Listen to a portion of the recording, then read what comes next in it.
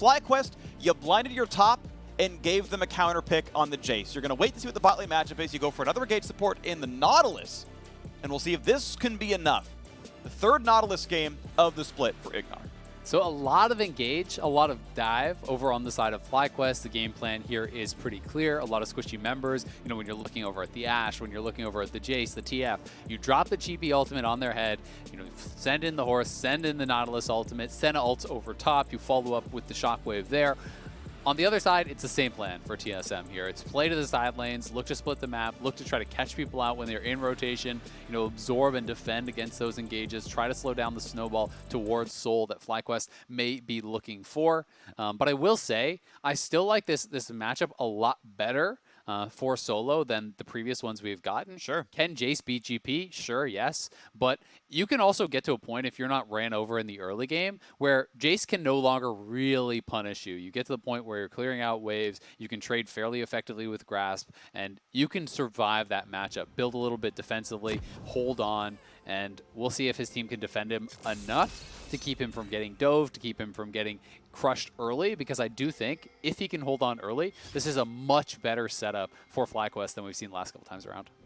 Well, a better setup is what FlyQuest needs as we're into the third and what could be the final game of the 2020 LCS Finals. TSM back on form for the first time in 3 years.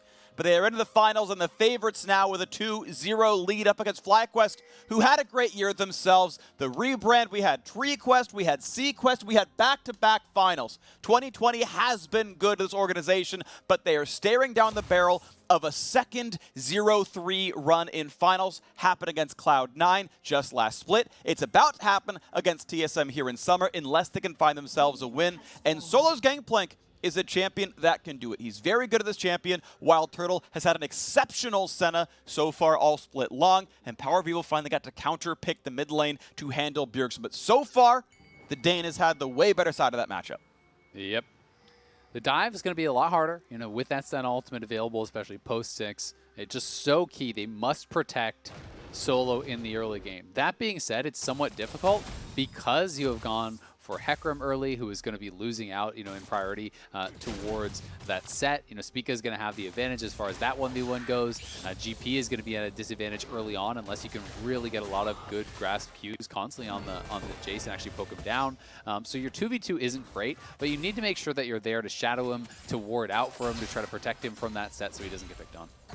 Well, right now, early game has already gone Broken Blade's way. They met in the top river and Solo lost half his health bar. Yeah, you can eat potions, but that's not the way you want to start this one out right now, as Turtle takes some more poke, and an early Anchor Smash comes in for some decent damage. These short trades are very good for Senna, by the way. Auto Q is a ton of damage, and it even heals your support back up to make sure that trade really went positively. End of the day, though, the wave is still controlled by TSM, and Volley hits 2, which is 140 health swing. Exactly, and it's always hard as Nautilus, because if you go in for that hook, you can sometimes take a lot of damage on the way out. You get slowed up by, obviously, the volley. You can get slowed up by the Q from the Bard, even if it doesn't bind. So you have to make sure you're not taking too much damage on the exit of that. Getting eyes here on Santorin is going to be really nice for them. You can see that Sett is already sneaking around behind this GP. So it's the same thing as always, the game plan in full effect. He's going to find himself a stun. You can not eat oranges. He's on level 2, so it's going to be a lot of damage here. Empowered Shock Blast is going to be flashed away from Solo. Already pushed away. The wave's in a horrible spot. He needs Santorin yesterday, but Santorin was already seen bottom side with no health. This is pretty rough. I think it will eventually push towards Solo because it is closer to the side of Broken Blade, but he's still going to lose a lot of minions because it's not going to be a fast push by any means. He's down a level. You don't even want to TP because you know if you TP, your jungler's not there. So if you TP and Sett's still waiting in the brush, it's essentially just FF, like go next. Right. So he has to walk back to lane, which means it's going to be a free reset for Broken Blade. As soon as he didn't teleport, Broken Blade can actually just fully push out that wave. It's going to reach the tower. He walks back to lane.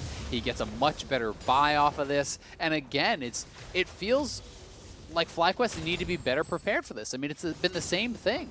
All 3 games, they're going to attack your top laner. GP is most vulnerable in those early levels, and they need to try to better defend him and be expecting it. Yeah, Santorin's normally such a very good pathing jungler, but you know it was chickens red and then a full clear bot side, meaning he's nowhere near top when the gank comes in. Instead of something, you know, where you end top side at 2.5 minutes, you can give a trinket ward. You know, that's the kind of pathing you expect out of a top tier jungler and someone that I think was going to be jungle diff in this series, and Santorin has not been that in the finals. And a lot of that credit is Spica stepping up. All right, the man had 2 regular season games coming into the split. 2. Filling in as Grig and Acadian kept trading time on TSM last year, comes in this split off of a TSM Academy run. And, you know, as time has gone on, as, you know, functionally a rookie, he's gotten better and better and better. And he's been outperforming players with 7 years more experience than him. I think Spica's future is so bright in the LCS. He is clearly a mechanical god. This guy is really, really good. You just have to watch his Shen taunt from yesterday to realize how clean this guy's mechanics are. You know, extending the Shen taunt to catch the Graves and then flashing the taunt onto multiple carries. Things like that you just do not see very often. So really it's just the experience he needs. He needs to be able to, you know, have more and more games under his belt. He has developed tremendously throughout playoffs, throughout this split, and I think that, you know, the future is very bright for him in the LCS. It absolutely is, and he could be well into winning his first title in his first full split as a starter and not just a stand-in as TSM went through jungle roster roles. Feels like the first time TSM have actually got a jungler they want to stick with for more than a year at a time, realistically, and a homegrown talent at that. Little bit of time in Echo Fox Academy, TSM Academy, and then on the main stage, straight into the finals here. Of course, the band back together with Bjergsen, Doublelift, and Biofrost, and now onto the top side. Yeah, pretty good trading out of Broken Blade. He's himself low on mana, but with TP up, can easily come back to lane with a refreshed mana pool once he's comfortable on that recall. Had done a walk back not long ago for his Doran's Blade, and we'll see what comes through out of the bottom side, as right now there's a very big farm lead, and a jungler and a supporter here already. Spica cannot find the stun, though, and now a repull. Nice bit of damage there. Biofrost chunked low, but here comes Twisted Fate. Canceled by a shockwave means Spica is in danger, and it means First Blood comes through and oversteps just after we sung his praises. I am sorry for the caster curse, Spica, but the health bars are still running low. WildTurtle steps up for a Q and loses 200 health back. What a good set of plays there, though, from FlyQuest, sidestepping the bar Q, fighting back, the shockwave canceling the TF ultimate in what essentially is almost a 2v4. They fight their way out, deny Bjergsen the ability to actually enter that, keep it into a 2v3 territory, turn it around, and get the kill themselves. Biofrost over the top. Look at the little sidestep there from IgNar, dodging out on that, and then you land the Q here over on the Biofrost, trading damage. Once the shockwave is canceled, Spica thought Bjergsen was going to be there, flashing out, but the turret is still locked on. Another one does land, and a late heal from Doublelift. I missed that on the first play. Not sure if it would have saved him or not, but now we get to watch Bjergsen get shockwave. That ward over the wall really paying off, and that was a flash shockwave. So that is such an intelligent warding position, and to me that tells me you know exactly the range of the TF ultimate, because that is the spot from which you would have to roam. Keeping that warded instead of just the side brush gives you full information of if he's committing to the player, if he's just hiding in darkness. So really intelligent ward, and quick fingers from PowerOfEvil shut that down. And it's not just the place of it. Like, yes, this is a reasonably common ward because it tracks a jungler coming from chickens down to your lane, but it's also like, I'm going to make sure at 5:45 this ward comes down so that it's there for the TF ulti for the next 2 minutes. If he's going to ult any time before 7:30, I'm going to have vision on the ulti, and I can get him if he goes bottom. If he goes top side, we've got oranges, it's fine. Bot lane's the target, and good on him to do so. You know, you could have done it on the other side of the lane, up, you know, on the left side of the screen and fog right there. That's the top lane range. That's where there's a pink ward, right? Like, they actually have that kind of covered, too. You know? they're pretty stuff on top of it. And credit to Solo, despite having his flash forced, it is just now coming back up, and he's really not that far behind. Yes, his teleport is down now, but both of their teleports are down. He has gotten post 6, he has gotten the Sheen buy, which is really when GP starts to feel pretty comfortable. The flat mana plus the augmented Q, obviously with that bonus Sheen damage, makes your barrels as well as your trading much stronger. So Solo can kind of get into this comfort zone now, where it becomes much more difficult for Broken Blade to actually punish. As long as he's not getting dove, he's going to be in a pretty decent spot. So blue going to be handed off right now. PoE first to level 8 in the game right now as the top laner's doing battle. Good chunks right there. Hits every single skill shot, and Broken Blade gets 10 gold extra for his troubles. Thank you very much for the extra CS, and that lane's going to be continually pushed in. Early cloth armor, nice. Gets another big shock blast, and Solo, yeah, he can chuck some potions down, but Spica is here as well. Has to reveal himself, sweep her down, gets rid of the ward, but Solo, what do you even do here? Do you ult for a wave? Do you hope you can barrel trade? I mean, if you see them at all, you've got ult for the wave. I think he has a ward in the pit, so I think he just saw Spica now. Yeah, he does. Because that pink ward never got cleared out, so he actually warded over the wall. So that prevents him from having to just straight up leave or ult the wave. And he saw Spica backed off after clearing that because of that pink ward. So credit to him for having those wards out in really solid spots. That allows him to just farm this up without having to overcommit to anything much. Now, Kobe said yesterday, the mark you're looking for a fairly average Trinity Force on Jungle Hecarim is 14 minutes. So that is the timer we will track here. So far, he's been farming well. Admirable clip, 66 CS is solid. Mid laner's farming exceptionally, hitting about 95 already at 9.5 minutes. So that's a really solid mark. And we'll see how much more can happen as the bot laners have been trading back and forth. Overall lead definitely with Doublelift and Biofrost. I know they spent some time trying out treats, and he seemed to be a solid team fighter, but the laning phase was always better with Double and Bio. Night and day difference in the early game 2-on-2. The first 10, the first 15, very much better with Biofrost, and right now you're seeing it again. A lane lead for Doublelift and Bio, and we'll see if they can ever transfer that one around as recalls come through and supports head topside to fight for that 10-minute Rift Herald. And Santorin now, because he has been just power farming while Spica was trying to pressure top a couple times, tried to gank bottom. That didn't work out for him. Santorin is up quite a bit. He's 3 camp lead or so over his counterpart. He is up a level. So that does mean, come the first major team fight, he is going to be really ready to go on this Hecarim. That combination with Orianna is incredibly dangerous. You have so much more durability, not only with Command Protect, but the Senna ultimate coming over the top. That allows you to go very, very aggressive here. So FlyQuest, I think, will be quite happy with the pace of the game thus far. They have been able to get through the first 10 minutes without their top laner dying. Yes, he is a little bit behind, but that is definitely to be expected with the amount of attention TSM have put up there. First recalls have been pretty solid, and the second ones and third as well. Manamune is a great item to be able to sit on for WildTurtle. That's going to feel really comfy for him, so he's just stacking that every auto, plus 4 mana. That's going to feel really nice. Doublelift stopped by for an early Cull recall while still getting Zerks and a BF sword. That's already most of the way stacked, so that's going to feel comfortable.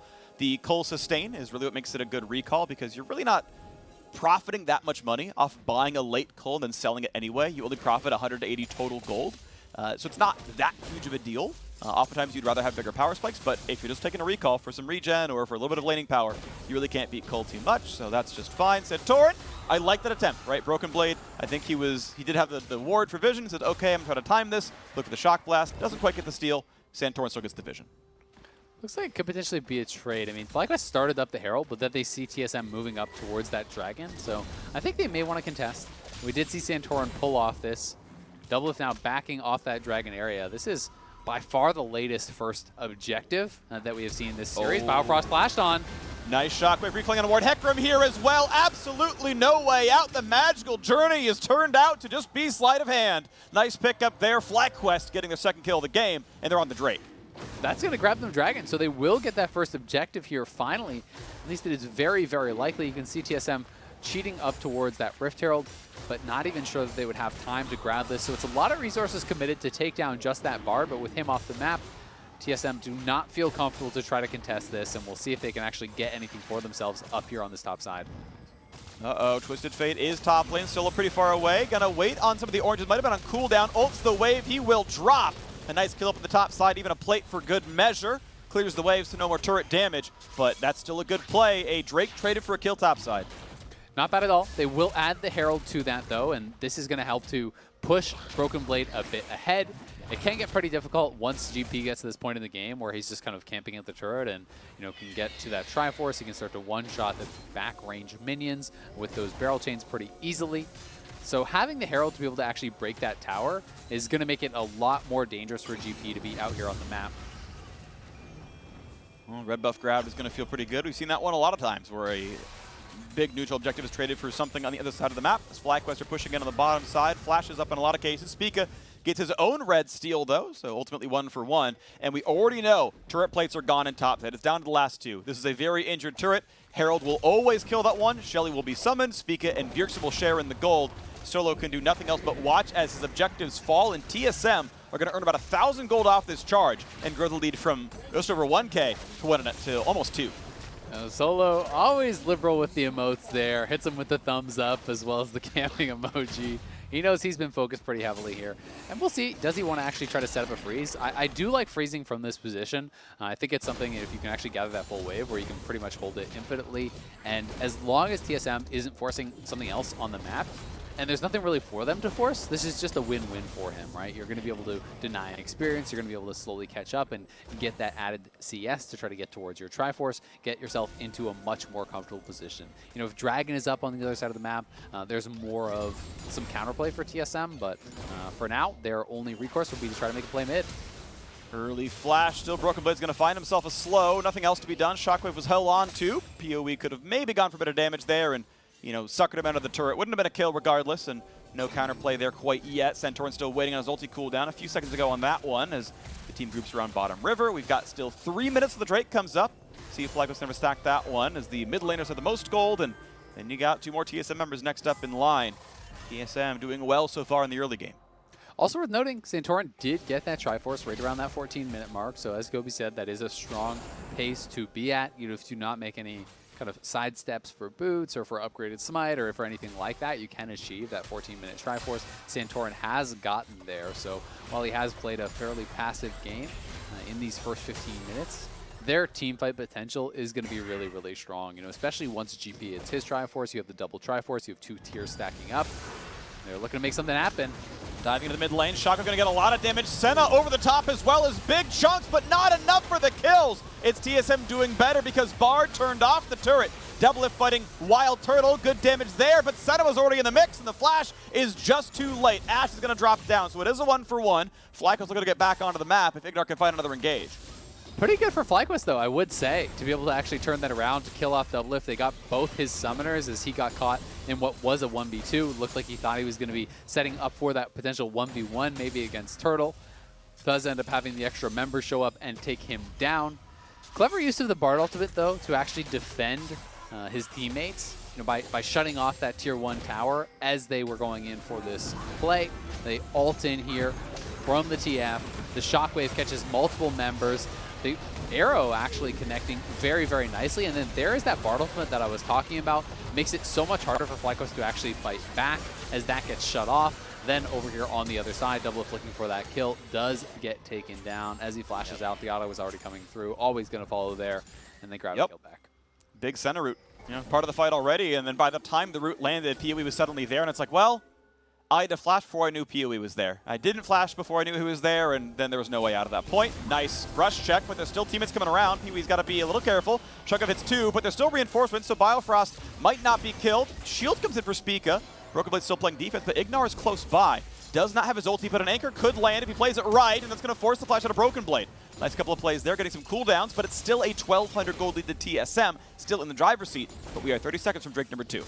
Couple good plays, though, from FlyQuest, and you're seeing the power that their composition can turn around here. PowerOfEvil is finally looking in his comfort zone. A couple of nice shockwaves already have come out through this game. His Seraphs is fully stacked, so he's going to be pretty hard to burst down. And we have seen him really take over a lot of games this year from these types of positions. You can also see that Solo has essentially caught right back up as far as the farm goes. He froze that wave up topside for quite a long time, eliminated the advantage that Broken Blade had built up, and now the Dragon is spawned. Hawkshot will spot him. Nice. We'll see if they want to contest. Good damage on an IgNar here as we are an item and a half in on the Jayce. As the group is here, we've got Gangplank walking down, ulti up in about 10 seconds, Shockwave up about the same time. All the ulti's about to come up across the board, pulling in the front line, big damage, dunk comes across, and IgNar finds a kill on a Spica. A Fear pushes away one more, but Santorin's got to run away because Bjergsen is on the chase, wants his kill, will find the 1v1, assists across the board, but now he's on the wrong side of this map. Does have flash, burns it, Solo can't find himself a slow, and Bjergsen gives him the happy feet. Comes out with a 1-for-1, both junglers are dead, and that means no smite to play for this one. Nice pick onto Spica. They burst him down before he can even use that passive with the W to get that shield up. But then Bjergsen just takes out Santorin, who opted into that fight. You know, Santorin ulted over for Bjergsen, and Bjergsen not only kills him off, but does end up surviving. So denying the opportunity for FlyQuest to take that Dragon off the pick that they did earn. And now TSM with the health advantage, they can start this up. Neither team does have smite. Hecarim has respawned though, and he is fast coming out of the base. So we'll see if they actually can finish this before he gets here. Well, right now, a 1,000 gold lead means they're going to feel comfortable on the map, and it means that, yeah, FlyQuest not going to answer in time. A great magical journey gets them away before the hook can ever land, and TSM tied the turret score. We're going to have a nice Cloud Soul game into this one, so eventually ulti cooldown, and at the very end, movement speed at the end of the day, and well, right now, TSM still feeling good, still feeling 600 gold ahead, and FlyQuest have to work back from this. There's honestly a lot of champions here that really do like that Cloud Soul, but TSM looking for a pick here onto Solo. They're chasing him down. Ghost, gold card, and a 1v2, eats the oranges and runs for dear life. He does have a turret to run to, and that means just losing the flash gets away with it, and that did cost the Spellbook TP out of Bjergsen. He then, popped his real ghost to make the rest of the play. Or, sorry, the TP out of Broken Blade, I should say. That's what he actually burned.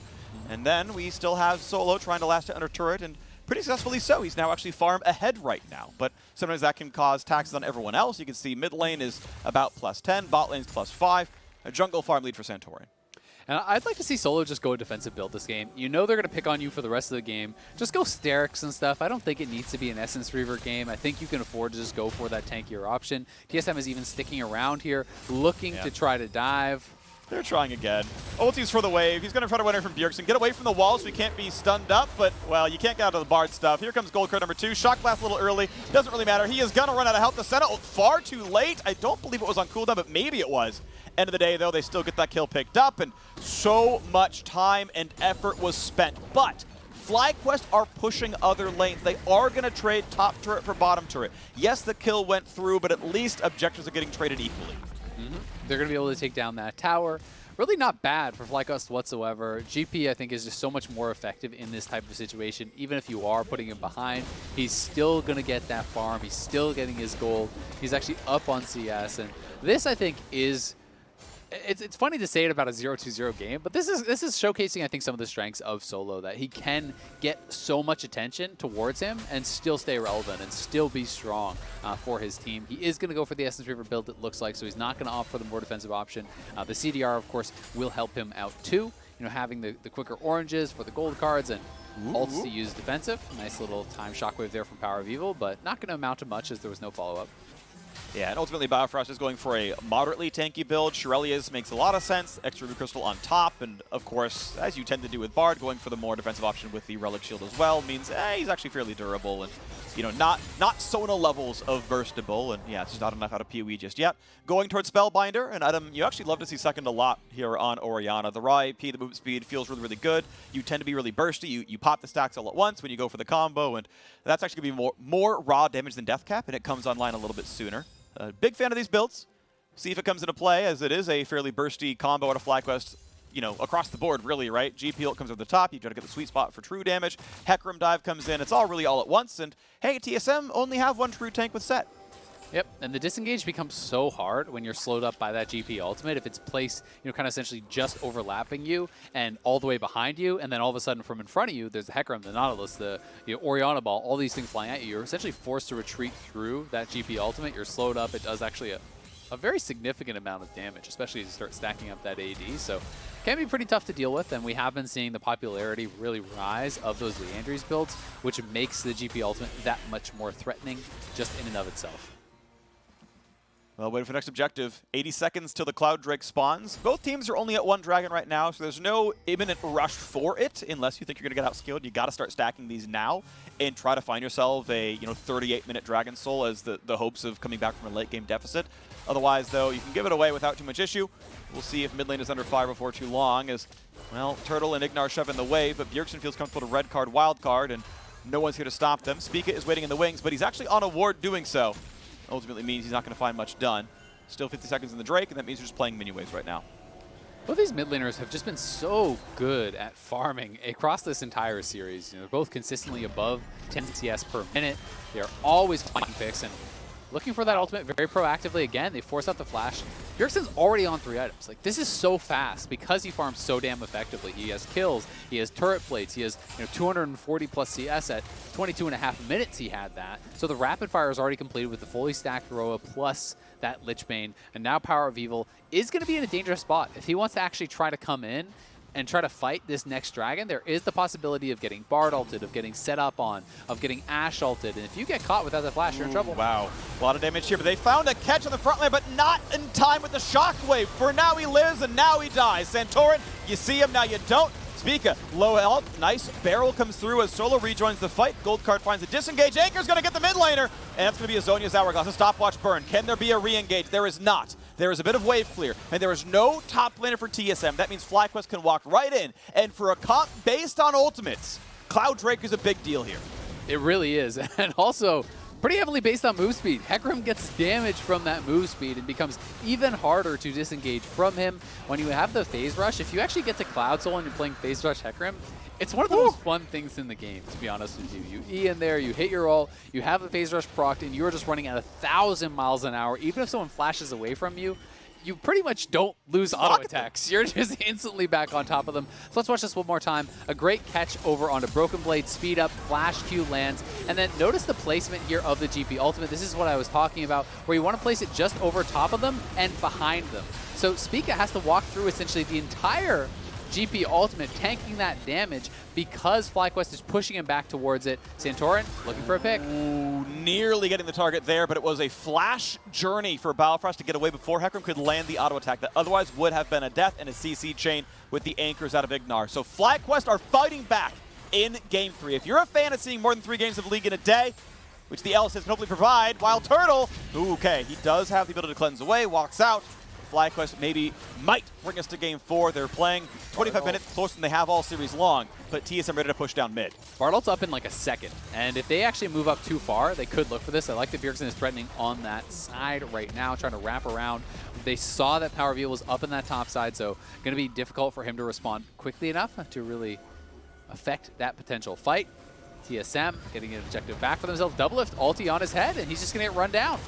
They're running for him. Here comes the fast horse galloping down gallantly, and 400 kill gold comes through, but PoE is just as easily taken down. It took 3, but it's still the same cash money coming across. TSM get vengeance for their bot laner, but now it's mid lane under fire. Missing Ashe, missing Orianna. TP from the behind. Here comes the gold across, and here comes the re-engage. Movement speed in, but he stayed too long. He found himself stunned up. He finds himself a dunk, and he finds himself a kill on WildTurtle, and the engage keeps on coming. What a shot from Broken Blade. He does no wrong, and TSM find 2 more kills. He just slammed him straight out of the air. No, you don't, IgNar. Get back here. They get the shutdown off of what was a beautiful hammer form knockback there from Broken Blade. A lot of action, back and forth fights as both these teams now have go buttons and are liberal with their use. TSM, though, Doublelift is back up on the map. They are starting this up. Turtle and IgNar are down, and neither of them have teleport. So it's going to be up to PowerOfEvil as well as Solo and Santorin to try to stop this. All right, 3v5 as Double's about to rejoin this fray. Now, Spica is a bit low. This is the nice bit, is there's decent vision, and the re-engage comes in. There comes the arrow, flashed deftly to stay alive, and that's going to be the least easy target is oranges and flash up. Nearly a re-engage. If Flash was down, that was a dead Solo. That was an easy team fight, and maybe a turn right back on a Baron. Nicely played on both sides. All right, here it is one more time. This is the kind of setup that you're looking for. You just drop GP ultimate on their head. They're slowed down. You go right on through with Santorin, who is sped up, can easily take down Doublelift. But on the other side, it is TSM fighting back, finding a pick there, and then they pull the trigger on the teleport here. Yes, GP does have teleport, but it's so hard to just teleport in as GP, because if he goes into the middle of all that, TSM just turn on him. So in goes Broken Blade, waits, holds the shockwave. All right, rather, that Shock Blast does nail it, and then that was beautiful. He's waiting in hammer form for IgNar to connect to the wall with his Q and just straight up knocks him back into the waiting arms of the rest of the team. They get the kill. They then go to Baron, force the flash off Solo, and TSM trying to stay aggressive, always going at their opponents. And Bjergsen now is level 16, has the ultimate available once more, so look for him to continue to try to make these plays. He has the ult, and there's a lot of good targets right now. Solo's flatless, Santorin never had it. His ulti can help, sure, but PowerOfEvil has no good ways out of the gold card, while Turtle's missing Cleanse for now, and IgNar is, yeah, a tank, but you can still run that man down. See when it comes back in. 1 minute on Cloud Drake, number 2 spawning, and that will put FlyQuest at soul point if they can have it. 50 stacks on Senna, not bad.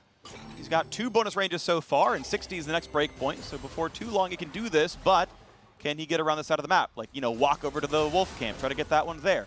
And not just yet, as TSM moving around the map, and Solo's about to be the target. This is going to be a lot of pressure out of nowhere. Turn off the turret. Easiest dive of your life. It doesn't matter what you do. TSM can cleanly walk away. Is there a re-engage? Is it even good enough if they do it? Anchor can't land. Easy's down to the front line. Yeah, he ults, but they can maybe still burn him down. Shock Blast goes on a 3, and there's just no re-engage. TSM just around the map. They're far too fast, and FlyQuest cannot keep up. This is the story of Solo's series. 5 members from TSM going for him there, ulting the turret. He cannot stay alive. And then a great shock blast to actually push PowerOfEvil back.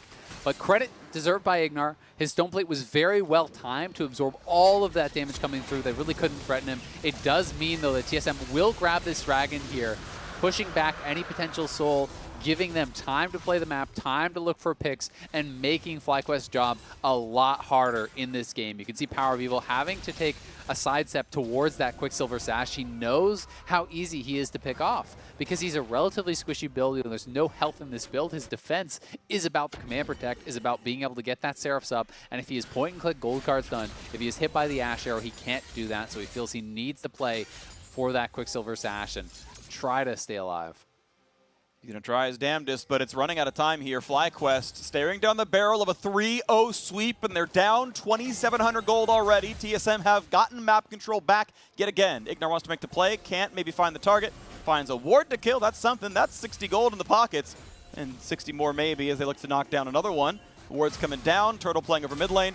There you go. A little bit of vision back. That's going to feel nice, but it is still TSM driving around the map. And, I mean, they have been just everywhere. Full lethality at a Broken Blade, by the way. No Black Cleavers, no Manamunes, no Ruin Kings. I'm just going to burst your squishies. And that jumps Turtle to half every time it lands. It does, and it's going to be a similar story there for PowerOfEvil.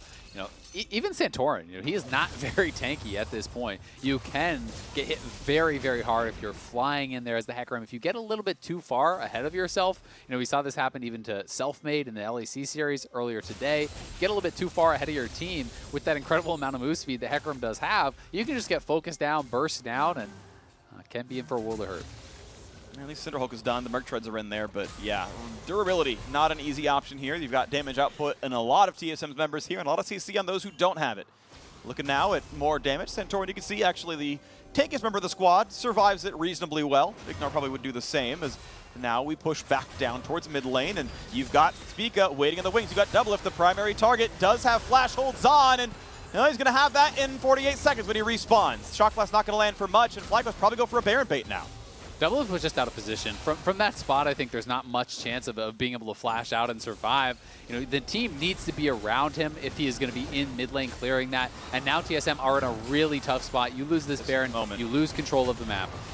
This is your chance, and the blast cone puts him the wrong way. Solo! That is a crucial mistake. Set ult's not going to matter. Anchor's going to miss as well. They got to find something to 4-on-4, but they're missing the Gangplank. Oh. He didn't get over the wall. That mistake is huge because that was the chance at a comeback for FlyQuest. That was the chance of putting them in a straight-up lead from that position. Instead, not only can they not actually complete the Baron, they peel off, they lose a kill, and Bjergsen, he's unanswered up here on the top side. So TSM will answer the kill that they got over onto Doublelift. They will take them off the Baron. They will take down a tower. And TSM holding on very, very well. I did not see if that was Solo, you know, mistiming or mispositioning for an auto attack on that blast cone, or if it was someone from TSM triggering the blast cone to actually knock him away. Yeah, we can catch that in a replay. You know, that I heard Bjergsen is one who autoed it, but yeah, Solo not in the right place at the right time, goes down. I mean, even being there may be a mistake. We'll watch in the replay again, and I don't want Solo to get too much flack for this series because I think he's been put in a bad situation. He's been blind picked all 3 games, and he's been against TF in 2 of them here as well, but that one did not quite feel the same as the rest of the series. That's going to haunt him for a bit there. Either way, there's still a game to be played, a 3,000 gold deficit to work back from. And maybe they can find that pick yet again because these carries are still attackable, right? It is full squishy Jayce. And Hecarim, by the way, the Spectral Riders pop the Banshee's Veil anyway. You still get the fear. You still get the knockback. Your Q can knock off if you have to. Broken Blade's a target. Doublelift is a target. These still can be done. Bjergsen can do a Zhonya's outplay, but the squishy assassination can happen on the FlyQuest side. We'll see if they can find it. I mean, honestly, one good combo with Hecarim plus Shockwave could just decide the game. So let's see this one more time. You know, Solo is trying to track where those members are and look to zone. Once the TF ultimate gets popped, he tries to run back to it. That doesn't really look like it was too bad from Solo, to be honest. You know, maybe he shouldn't have tried to go for the barrel for the slowdown, but it was clear they were looking to turn anyway. So I would say that's a more outplay than misplay. You know, I think heads up play there from Bjergsen, but of course, these things are always up to a debate. Looking for the play. They find a stun and he ults away with reinforcement nearby. And the thing is, Ashe and Bard weren't near. That was a 3-on-3, but Santorin didn't know that. They couldn't have had the vision to know where everyone was, and it means he ults away to make sure he stays alive. I can't say it's a misplay, it's just he didn't know what it was. Yeah, it's tough, right? You know, if you have full knowledge, you know where they are, you don't have to actually ult out of that. But as soon as you see the gold card coming, you are right over by Baron. You know if those members are there to actually follow up and you die, that's Baron. That's maybe the game. That's maybe the finals. So he's not willing to risk it, does spend the ultimate. But now again, TSM are in this position where they force a critical cooldown prior to a dragon fight. And they can look to force before that comes back up. Well, he still has Ghost, and he can run fast with the E. He can still deliver the Shockwave and try to find that engage. The same can happen here for Nautilus with the ulti, with the Anchor, as they're now going to play around this Drake. Hawkshot comes out for Vision, but it is FlyQuest with the ward lead here. TSM are trying to walk in. The barrels are set up. Bjergsen's going top. Easily get those. Bjergsen is not even going to be part of this fight, so it's at best a smite fight from Spica. They're going to get the Drake, and now they're going to go for the team fight. They found some engage, they got some damage on an Ashe, but Magical Journey is here, and it means they are safe. So now Bjergsen's spotted. Now they see Bjergsen is top lane, going for an inhibitor turret. This will take a lot of damage, it will not die, and it will regen back to 2/3. But PoE wants more, he wants to find a slow, but Bjergsen, I mean, he's not much of an easy target here. No, he's not. But, I mean, if he continues to chase, Bjergsen is going to have to try to potentially use that. Okay, so he used the heal to actually get out of there. I was going to say he might need to use a summoner and try to create space for that ultimate, even in retreat. He does get out. TSM, you know, it looked dicey what Doublelift was doing, but I think the call is for them to try to keep FlyQuest interested so that FlyQuest have to try to turn for a fight, maybe overcommit, buy time for Bjergsen to be able to knock down the base there. But it is telling that even without that Hecarim ultimate available, TSM was unwilling to take the straight up 5v5 without the setup, without finding a pick prior. They know how dangerous FlyQuest is in this position. Even behind on gold, I still favor FlyQuest in the 5v5. Well, nicely done. Turtle manages to last hit the red buff, which is going to be good for the slows as he moves forward. Does have Glacial, so there's some diminishing returns there, but mid lane under fire. That one's one hit from dropping. It will fall. Gold goes over, looking for the re-engage on Bjergsen. They can't find it. He's already level 18. He's been split pushing so much, getting so much XP. A 4,000 gold lead puts TSM ahead. They've got the turret lead 6-3 as well. The question is, can the ult cooldown change enough on the FlyQuest side as they are 330 away from the chance at a Cloud Soul? And PowerOfEvil is insanely strong. You know, he has those 3 super heavy flat AP items completed. There's not a lot of MR over on the TSM side. You know, there's some with the Locket. There's a little bit as Doublelift is moving towards the Death Dance, but you know, that's not enough to protect you from an Orianna Shockwave plus the Hecarim combo coming in. But also, you know, very squishy. You can see that one Shock Loss taking off about 30-40% of the health there from PowerOfEvil. So he does have to be respectful, and it's always going to come down to execution in these types of situations where you have a lot of damage output on both sides and not a lot of tankiness really anywhere. Total stacks were at 70 before this altercation in mid. It's going to be about 75 right now. Next range buff would be nice. Arrow's going to find a front line. Can they burn out IgNar? Pops the stone plate, runs away. Bardol catches 2. Dunk catches a couple more, and now the re-engage comes across. IgNar running low on health, but so is the front line of TSM. And right now, Broken Blade can't get in. Goes in for the slow. Good damage there, but able to kite away. Shields come in for the re-engage and for the kill. That is top laner down on TSM's side. It's time for a re-engage. Shockwave is down. Biofrost nearly the same. Bjergsen the target, and they're going to shut him down. Doublelift! So far, so good, but once again, Doublelift able to free fire. And if he gets a slow, he could find 2 more kills. Careful with the barrel chain. Finds the flash forward. Doublelift saved it for the perfect moment, but the re-engage comes back across, and he's still surviving. He's going to finally come down, but the kills go back and forth and back and forth. Biofrost alive, Turtle and Solo the same. What a game we have on our hands here, Freak. FlyQuest will not go down easy. They are battling back. Such aggressive plays coming out on either side as PowerOfEvil is flashing in for the Shockwave. Doublelift is flashing in for the aggressive move here. The mistake from TSM, though, was the mistiming on the clap here from Spica, I think. You know, pulling the trigger early there onto IgNar. But with the GP ulti between you and the rest of your team, Broken Blade then baited in, overcommits, and just gets knocked out. He got 2 hyphy. Then PowerOfEvil flashing in for the Shockwave. Well-timed Zonias from Bjergsen. But Doublelift on the side is able to sidestep the hook from IgNar. And with that down, he knows he can move forward. He's looking for the aggressive play here, flashing over the barrel. IgNar, with his dying breath, lands the hook that allows these low HP members to barely knock him down. If IgNar took 1 or 2 more auto attacks before that happened, he would have gone down. That hook would not have landed. FlyQuest would not have been able to actually have the CC to turn and burn on Doublelift. All right, full builds, by the way, coming through for some members already. Senna's items are cheap. I will say Infinity Edge, I think, is a very bad last item. I think it should never fit in the build ever. The math actually isn't there for the item being good. So I think that is a missed purchase, but he's trying to do maximum team fight damage here. He's trying to get the most out that he can. You can see 6,700 out of a very, very aggressive Ashe build here, right? Nearly max crit right now, 1 item left to go, and they're starting on Baron as well. Instinct say, hey, let's blue trinket this. Okay, we see the jungle tank and the AD carry hitting this. We've got to re-engage here. And Doublelift is flashless. He can be a target here. He's got to be careful. Yeah, I mean, Hecarim and Nautilus are there. You guys are split. You got to be very careful in this position. Damage on IgNar. He wants in from Hecarim. Doublelift is immune here by Biofrost. Re-engage, sent over the top. Shotgun catches as well. 1 for 0. Knock up there as well on Spica's got to be careful. Gets away though. But you can see the FlyQuest 5-on-5. Azale, you called it. You like their team fight power. And we saw it again. Easily accessing the backline. And nothing Doublelift could do about that. And that's Soul gone now. TSM with a very brazen call. You want to try to start up that Baron. You want to try to draw FlyQuest to you. Great. But then you're stacked up here, for the engage from FlyQuest, and even worse for them, they were actually split off, 2 on one side, Doublelift and Spica over on the Baron. The other 3 were kind of wrapping around that little side brush, and Hecarim is going to access the Ashe so incredibly easily. Ashe has no flash. There's no way for an Ashe to outplay that. And now FlyQuest, they get the kill. They are moving to the Baron. They're trying to force TSM right back into another fight. And we see that PowerOfEvil has that shockwave available, and he's level 18. Their ults aren't all back, but Doublelift is still dead. Just now respawns, has to hoof it across the map, and that means, look at this, no contest. No contest. FlyQuest will find themselves a Baron. They will find themselves striking back in Game 3 when it looked like a sweep was so likely, but maybe TSM still look to strike. You can see them pushing down the mid lane, jumping over walls, looking for plays, but Doublelift is now seen farming in the bot lane, and FlyQuest knows there's no pressure.